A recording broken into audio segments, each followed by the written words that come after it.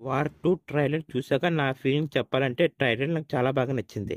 టీజర్‌లో ఉన్న డౌట్స్ అన్నీ ట్రైలర్‌తో క్లియర్ చేశారు మూవీ టీమ్. ట్రైలర్ చూసాక ఎన్టీఆర్ మీద ఉన్న డౌట్స్ అన్నీ పోయాయి. ట్రైలర్ చూసాక ఎన్టీఆర్ అన్న మూవీలో యాంటీ హీరో కాదు అని విలన్ కూడా కాదు.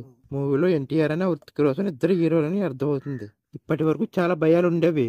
ఎన్టీఆర్ అనే మూవీలో తక్కువగా చూపిస్తారేమో అని ఎక్కడో చిన్న భయం ఉండేది. ఈ ట్రైలర్ చూసాక ఆ డౌట్ కూడా పోయింది. ట్రైలర్లో మనకు క్లియర్గా అర్థమవుతుంది ఎన్టీఆర్ అన్న హృతిక్ రోషన్ పెట్టుకోవడానికి జరిగే సీన్స్ మన మూవీలో చూపిస్తారని. నిజంగా ఎన్టీఆర్ అన్న ఈ షాట్లో మాత్రం హృతిక్ రోషన్ ఫుల్గా డామినేట్ చేశారని చెప్పాలి. మూవీలో ఎన్టీఆర్ అనే హృతిక్ రోషన్ ని సమానంగా చూపిస్తారని అర్థమవుతుంది క్లియర్గా. మూవీలో హృతిక్ రోషన్ ని కైరా అద్వానీని కలిసినట్టు చూపించారు. తర్వాత మళ్ళీ ఇద్దరు కొట్టుకుంటున్నారు. నాకు తెలిసి వీళ్ళిద్దరికి ఫ్లాష్ బ్యాక్ ఉండే అవకాశం ఉంది.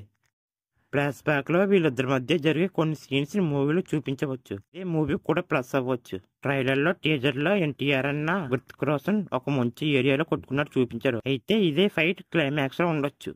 ట్రైలర్ లో హృతిక్ రోషన్ కైరా అద్వాని కొట్టుకున్నప్పుడు కైరా అద్వాని ఫేస్ ఎమోషనల్ గా పెట్టడం మనం చూసాం. దీన్ని బట్టి మూవీలో ఎమోషన్స్ కూడా గట్టిగానే ఉండొచ్చు. అయితే పాస్ట్ లో హృతిక్ రోషన్ కైరా అద్వాని సిన్సియర్ గా లవ్ చేసుకుండొచ్చు. అయితే హృతిక్ రోషన్ ని కైరా అద్వాని చెడ్డవాని తప్పుగా అర్థం చేసుకోవచ్చు. దీనివల్లే వాళ్ళిద్దరి మధ్య ఫైట్ సీన్ జరుగుండొచ్చు. చూడాలి ఈ వార్ 2 బాక్స్ ఆఫీస్ వద్ద ఎలాంటి రికార్డ్స్ క్రియేట్ చేస్తుందో అని.